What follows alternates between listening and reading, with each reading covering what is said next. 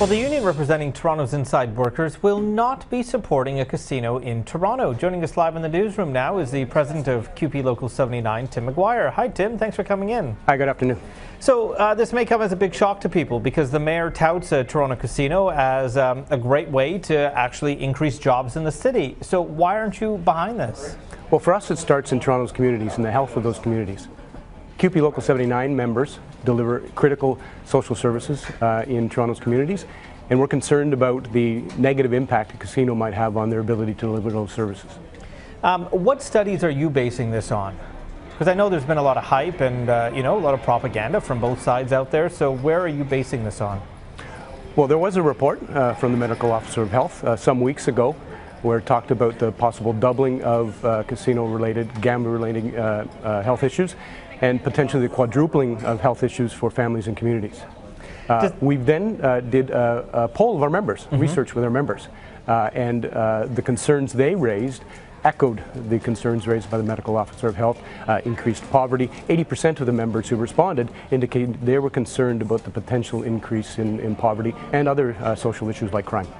Now, does this put you in a tough position because, as a union in the past, you have, rallied when jobs were taken away from the city of Toronto, and here you are essentially rejecting what could be hundreds of jobs for your union? Well, there's theory in the potential of increased employment at the city if there were more social issues, but we think first the city should be looking at avoiding creating problems that they then need to solve later, and second, this year, the city flatlined the budget, and we indicated at that point that there was a problem with exacerbating what's called the social services infrastructure, where the city isn't funding social services, recreation services, health services to the tune they need to.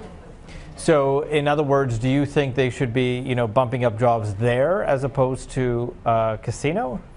No, we're thinking that the city shouldn't be looking at potential economic impact, and on this, the Martin Prosperity Institute, for instance, puts out a report where it questions why there isn't a net impact study in terms of the actual net number of jobs that are created by casinos, the net economic impact. But there's a point at which the city has to look at social impact as well as theoretical economic impact. So you did say you took it to your members. So at this point, will you actually be lobbying against a casino to City Council? Well, this all started for us when we did a deputation at the at the Board of Health after the Medical Officer of Health's report.